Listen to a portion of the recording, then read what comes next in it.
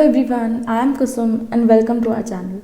Today we are going to learn about elements of design और ये topic हम दो पार्ट्स में कवर करने वाले हैं. ये वीडियो इस टॉपिक का पार्ट 1 है. So basically there are 7 elements which are present which are the elements of design और इसमें से 4 मैं आज आपको एक्सप्लेन करके बताऊंगी और नेक्स्ट पार्ट 2 में लास्ट के 3. सो इन 7 में से ये कौन कौन से हैं. सबसे पहले आता है शेप, उसके बाद आता है form, line, space, texture, value and colour.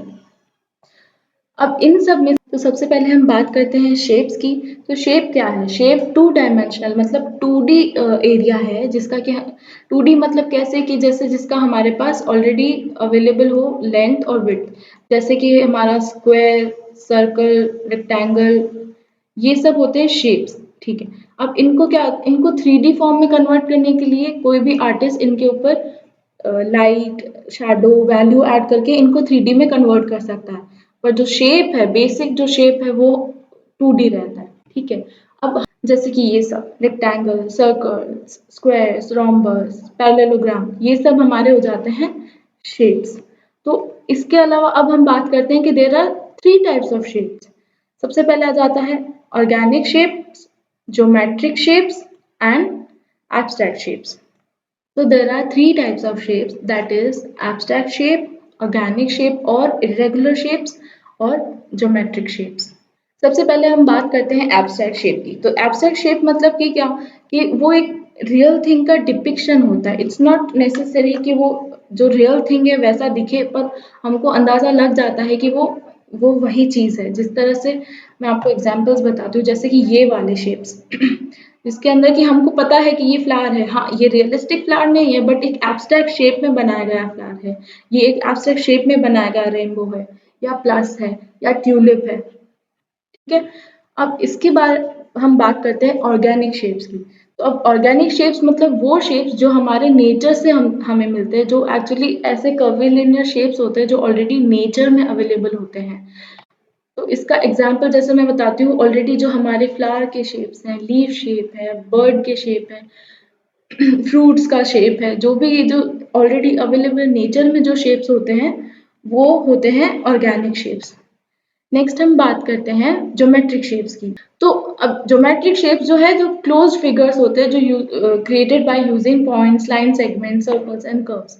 ये बहुत ही मेजर्ड और पॉइंटेड और स्पेसिफिक लाइन से मिलकर बनते हैं और ये शेप्स हमारे कौन से शेप्स होते हैं. ये वाले rectangle, circle, squares, rhombus, parallelogram, ये हमारे बेसिक ज्योमेट्रिक शेप्स हैं. अब हम बात करते हैं फॉर्म की. तो जैसे कि शेप 2D है उसी तरह फॉर्म 3D है. ठीक है. फॉर्म के हमारे पास स्पेसिफिकली इन फॉर्म्स के लिए या 3 चीजें अवेलेबल रहती है, that is height, width and length. ठीक है. अभी इन ऐसे फॉर्म्स को फ्लैट फॉर्म सरफेस पे हमें बनाने के लिए उन पे इंस्टेड ऑफ 3D फिगर्स हम उन ऐसी फॉर्म्स को फ्लैट सरफेस पे कैसे बना सकते हैं. उसमें लाइट्स दे के, शैडो अपीयरेंस करके, उसकी ऑब्जेक्ट का सारा कॉन्ट्रास्ट निकाल के हम फ्लैट सरफेस पे फॉर्म्स बनाते हैं. तो फॉर्म्स किस तरह से हो गए हमारे, जैसे कि ये सारे 3D फॉर्म्स हैं. 3D कैसे कि हमारे स्क्वायर से बनता है क्यूब, मल्टीपल मतलब 6 स्क्वायर से बना कितना, एक क्यूब बनता है. इसी तरह से ये जितने भी हमारे क्यूबॉइड्स, स्फीयर, पिरामिड, कोन, सिलेंडर, इन सबको हम क्या कहेंगे, फॉर्म. अब उसके बाद बारी आती है लाइन की. तो लाइन का देखो स्पेसिफिक अगर डेफिनेशन निकाला जाए, जो चीज 2 पॉइंट को यानी कि the way that 2 points in space area are connected, जो चीज एक पॉइंट को दूसरे पॉइंट से कनेक्ट करे वो होती है लाइन. ठीक है. तो इन्हीं लाइन के कॉम्बिनेशन से हम शेप्स और फॉर्म्स बनाते हैं. ठीक है. अब there are many types of lines which are available, so I am showing you the types of line we should know about. Okay.